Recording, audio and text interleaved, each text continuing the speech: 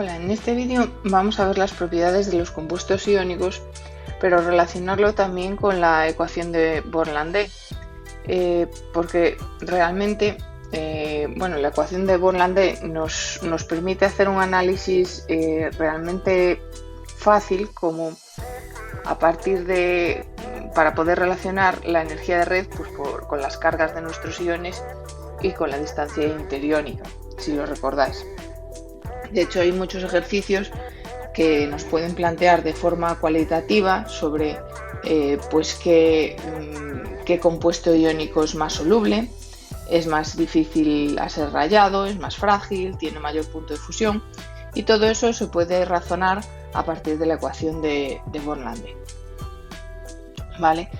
Entonces, vamos a empezar revisando un poco las características de estos iones que decíamos que están fuertemente atraídos. De hecho, la ecuación de Born-Landé nos decía que en general, ¿no?, era un montón de constantes y su valor era producto de las cargas de los iones inversamente proporcional a la distancia interiónica. En general, los compuestos iónicos son sustancias sólidas a temperatura ambiente, ¿vale? A temperatura ambiente son sólidos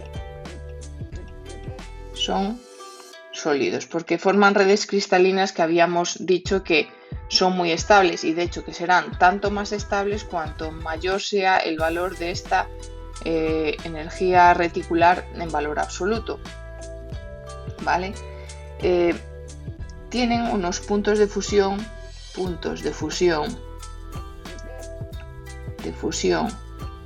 y ebullición elevados. Es decir, tenemos que aplicar mucha energía para llegar a fundir estos compuestos. ¿Por qué? Porque para fundirlos tenemos que romper la red cristalina. Tenemos que ser capaces de vencer esa energía o esa atracción, esa fuerza que mantiene unidos los iones de distinto signo.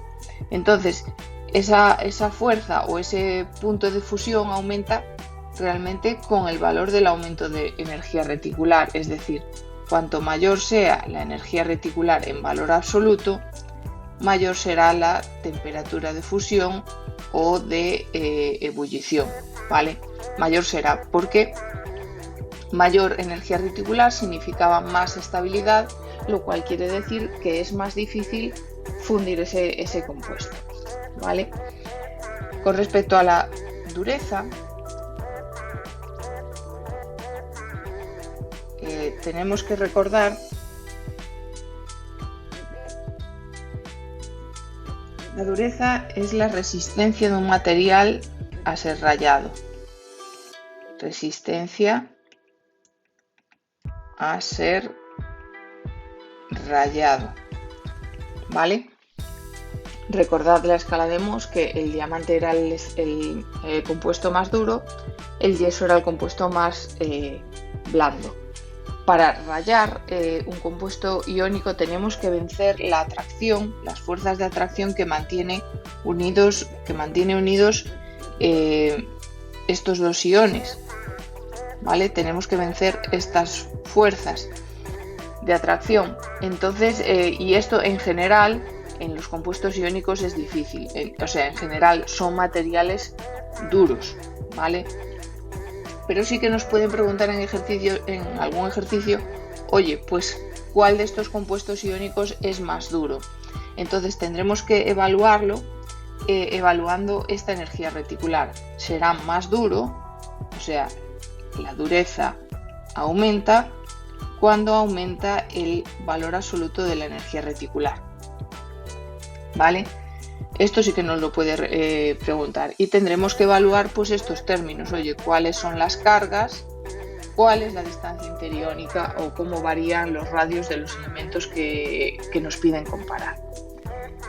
Otro punto, otra característica de los compuestos iónicos es la fragilidad. La fragilidad, esto sí que es la facilidad de rotura, ¿vale?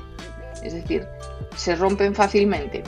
pues sí que se rompen fácilmente, porque daros cuenta que aquí no lo tengo, pero eran redes, ¿vale?, en las que estaban intercaladas. Pues si ponemos esta red de un compuesto, pues veíamos que tenían intercaladas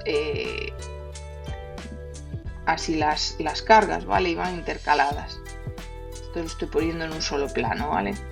Los iones de uno y los cationes del otro. Y estaban unidas haciendo una red, recordad. Y así, que podríamos pintar en 3 dimensiones. Y estos a su vez pues también están unidos, ¿cierto? Bien, ¿qué ocurre al romperse? Bueno, pues al romperse lo que puede ocurrir, o digamos, ¿qué es lo que justifica que sean fáciles de romper estos compuestos? Pues lo que lo justifica es que en el proceso de rotura lo que estamos haciendo es deslizar una capa de estos iones con respecto de la otra, es decir, la movemos para un lado. Y como al moverla para un lado, digamos que si la movemos, pues este catión, por ejemplo, puede pasar a estar aquí y eléctricamente sigue siendo una red cristalina neutra, pues es muy fácil que ocurra ese proceso de deslizar una capa de iones sobre la otra. Por lo tanto, estos compuestos iónicos se rompen fácilmente, ¿vale? Después nos pueden preguntar por la solubilidad. La solubilidad en disolventes polares, que era un disolvente polar. Bueno, pues aquellos en el que existía cierta polaridad en la molécula, como por ejemplo el agua. El agua es el disolvente polar por excelencia, ¿vale? Entonces, ¿qué es lo que ocurre? Cuando hablamos de solubilidad, hablamos de la facilidad de un compuesto para que esos cationes y esos aniones se vean inmediatamente rodeados por este disolvente, ¿vale?, por las moléculas de agua. Y realmente, en el caso de los compuestos iónicos, pues es bastante fácil que esto ocurra. Sí que en ejercicios nos pueden preguntar, oye, ¿cuál es el más soluble? Bueno, pues son más solubles, o sea, aumenta la solubilidad, son más solubles cuando menos estable es el compuesto, es decir, cuando baja el valor absoluto de la energía de red. Es decir, si el compuesto es muy estable, es más difícil que se solubilice, pero si el compuesto tiene menor valor absoluto de energía de red, entonces es más fácil que quede solvatado con ese disolvente. Y por último nos queda la conductividad eléctrica, ¿vale? Conductividad eléctrica.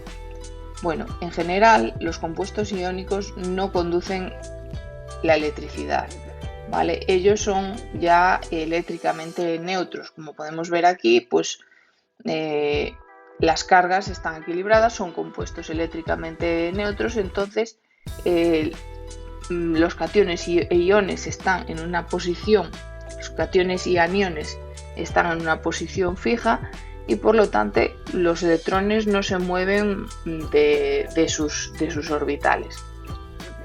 Solo conducen la corriente estos compuestos cuando están fundidos, ¿vale? Y eso es porque al fundirse, pues los electrones pasan a estar en movimiento, ¿vale? Entonces solo conducen la electricidad